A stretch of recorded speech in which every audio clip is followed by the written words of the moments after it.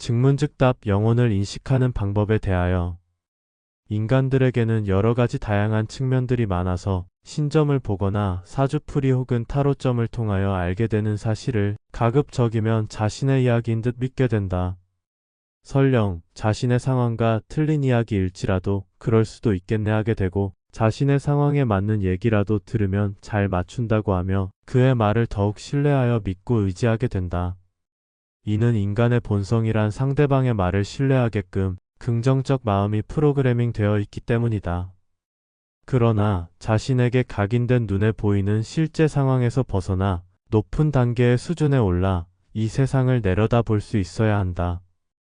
개인의 최면뿐만이 아니고 사회적 집단 최면에 이르면 이 모든 현상을 실제하는 것으로 보아 집착하는 마음이 생기게 되어 미련을 버리지 못하고 탐욕의 길을 가게 된다.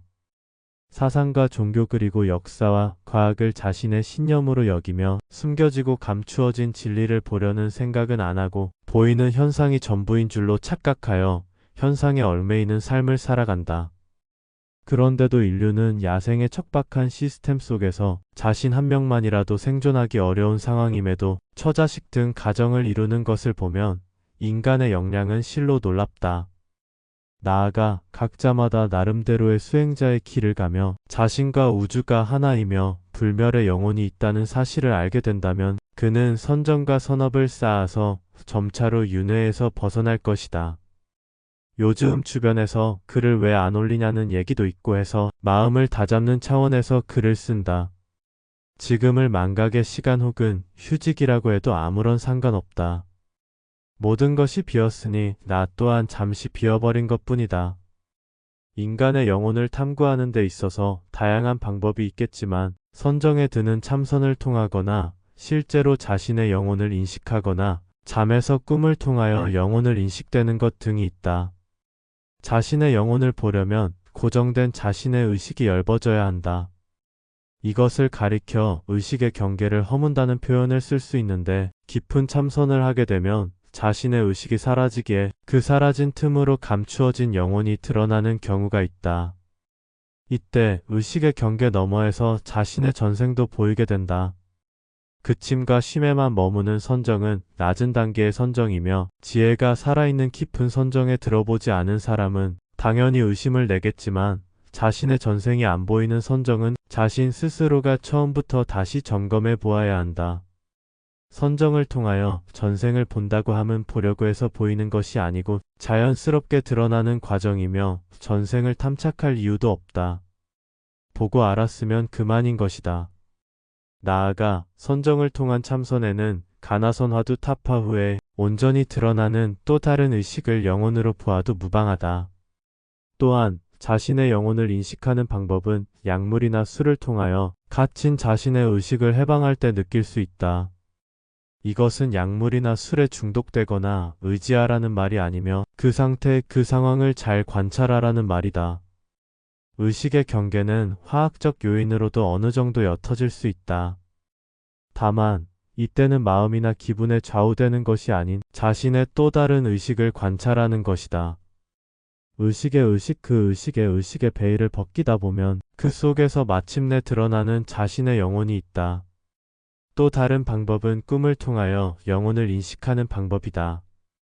꿈은 크게 보면 일상적 꿈과 영혼이 간섭된 꿈으로 나누어 볼 수 있다. 일상적 꿈은 자신의 의식 속에 심어진 사건들이 불특정하게 꿈속에서 드러나는 경우로 영혼과는 무관하다.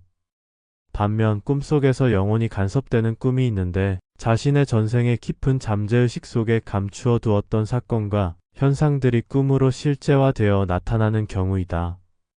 이런 꿈의 경우 자신이 한 번도 상상해 본 적이 없으며 현실과는 동떨어져서 전혀 모르고 생각지도 않던 배경과 사건들 속에 자신이 처하는 상황이 전개된다. 이런 꿈의 경우 극히 두렵고 너무도 생생하다. 이런 꿈은 항상 비슷하게 자주 반복이 되어서 꾸어진다. 이것은 전생의 자신의 죽음의 순간일 수도 있으며 영혼 상태에 있을 때 겪은 체험일 수도 있다. 꿈은 죽음을 간접 체험하는 것이며 전생의 카르마가 드러나는 것이다. 나의 경우 전생에 대한 기억은 오래전대 홍수 때 죽은 기억과 서기 700년쯤 티베트에 있는 토굴 속에서 수행자로 있었던 기억이 난다. 그 이외에 또 다른 전생은 일부러 기억하지 않는다. 전생을 기억한다는 것은 의미 없는 일이며 알아봐야 소용이 없다는 것을 알기 때문이다. 자신의 영혼이 윤회하고 있다는 확신만 있다면 전생을 알 필요가 없으며 오히려 그보다 윤회에서 벗어나는 길을 탐구해야 한다.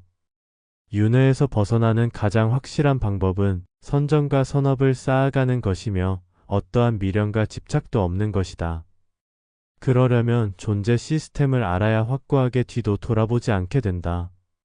선정과 선업의 상태는 그야말로 그릇을 만드는 과정이고 그런 상태보다도 더욱 중요한 것은 없었던 자신의 자유의지를 만드는 것이다.